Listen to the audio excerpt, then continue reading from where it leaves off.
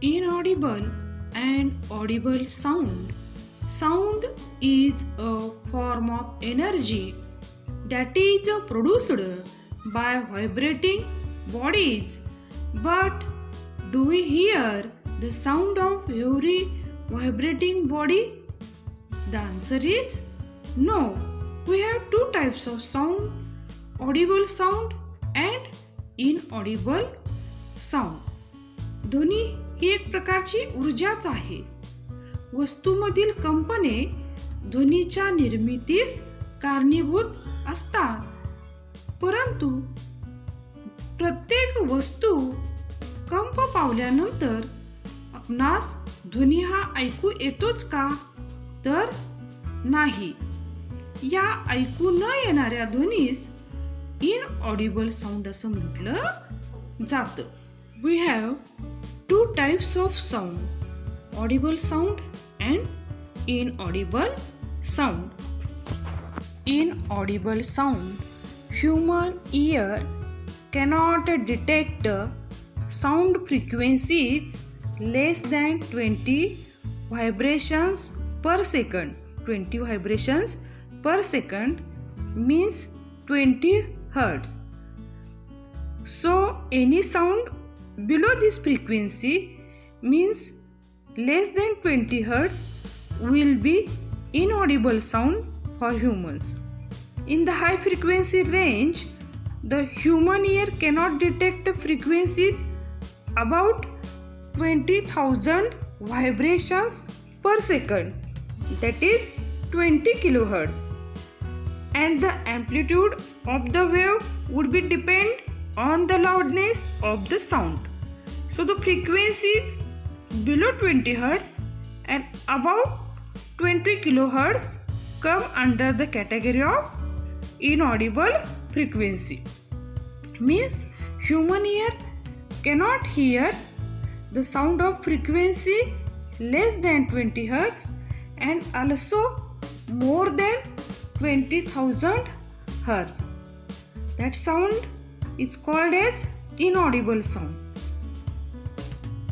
The low frequency sound which the human ear cannot detect is also known as infrasonic sound, whereas the higher range inaudible frequency also known as ultrasonic sound.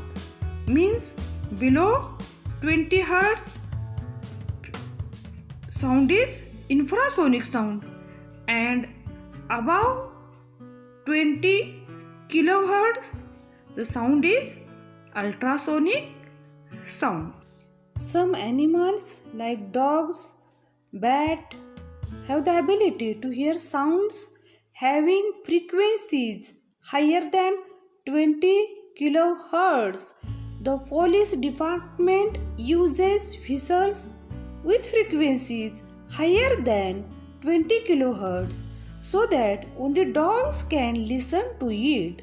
Inaudible frequencies are helpful for many purposes. These are used in many fields like research and medicine. The ultrasound equipment used for tracking and studying many medical problems works at frequencies above 20 kHz. Audible sound. The human ear can easily detect frequencies between 20 Hz and 20 kHz. Hence, sound waves with frequency ranging from 20 Hz to 20 kHz is known as audible sound. The human ear is sensitive to every minute pressure difference in the ear if they are in the audible frequency range. मानवी कानाची ध्वनी ऐकण्याची मर्यादा 20 hertz ते 20,000 hertz आहे. म्हणजेच या frequency मधील ध्वनी मानवी कानामार्फत ऐकला जाऊ शकतो. म्हणून या ध्वनीला श्राव्य ध्वनी ऑडिबल साऊंड असे म्हटले जाते. रिफ्लेक्शन ऑफ साऊंड ध्वनीचे परावर्तन. Like light, sound gets reflected at the surface of a solid or liquid and follows the laws of reflection.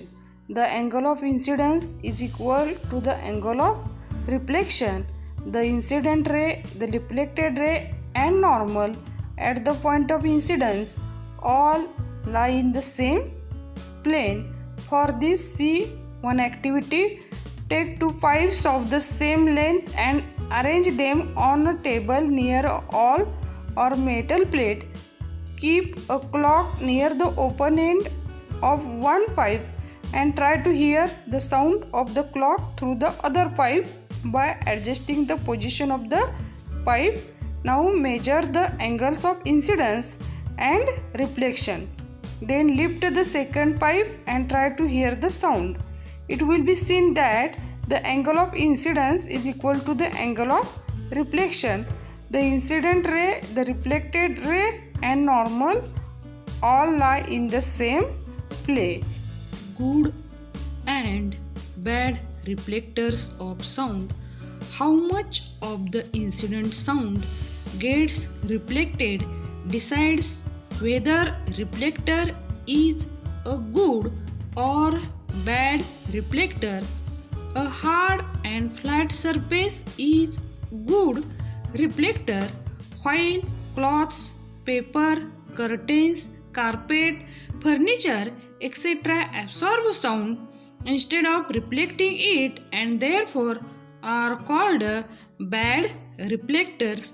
एखाद्या परावर्तकापासून साऊंड परावर्तित होत असताना साऊंड किती प्रमाणात रिफ्लेक्टेड होतो यावरून साऊंडचे गुड रिफ्लेक्टर आणि बॅड रिफ्लेक्टर असे वर्गीकरण करतात.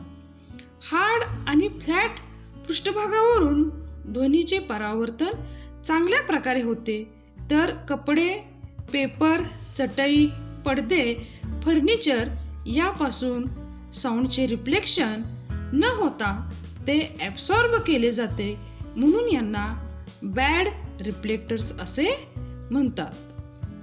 इको.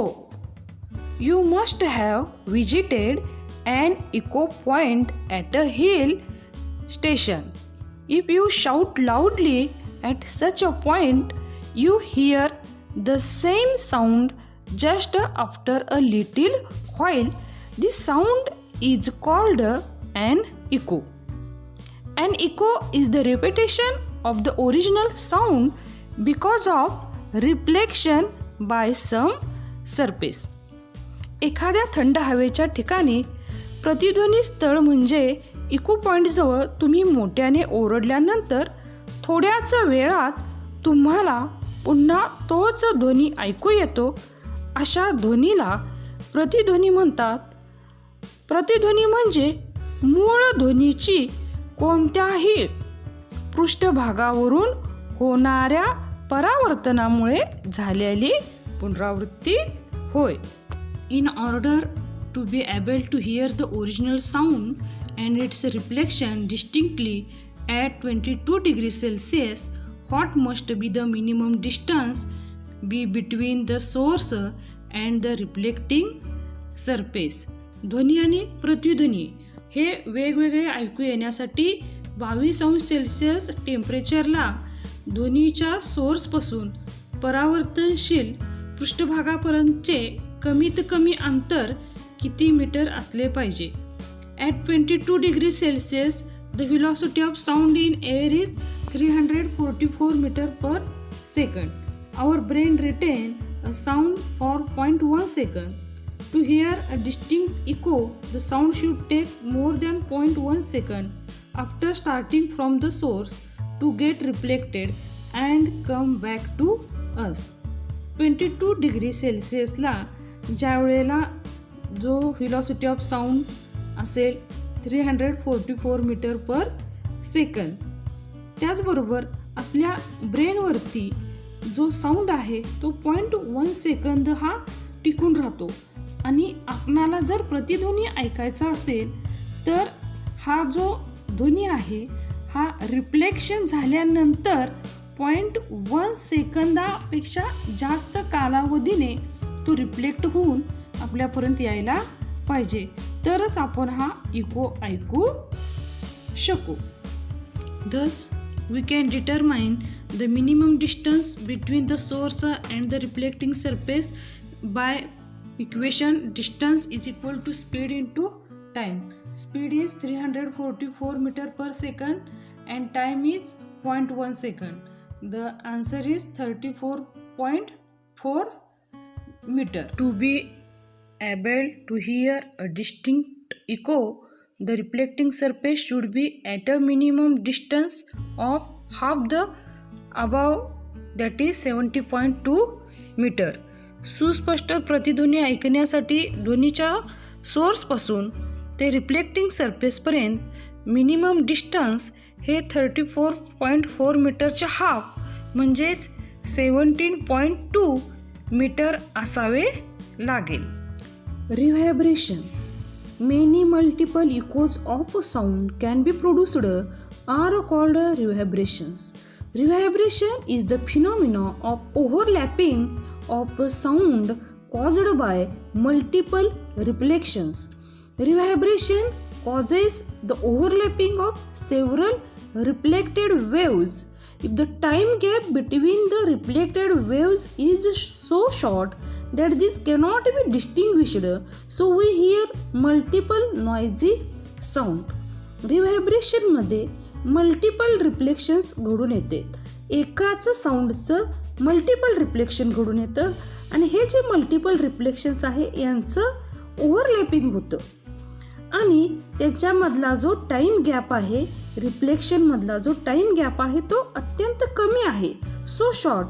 त्याच्यामुळं आपणाला दोन लगतच्या परावर्तित ध्वनीमधला फरक सुस्पष्ट जाणवत नाही, ते एकमेकांमध्ये मिसळून जातात आणि त्यामुळे आपल्याला मल्टिपल नॉइजी साऊंड ऐकायला मिळतात.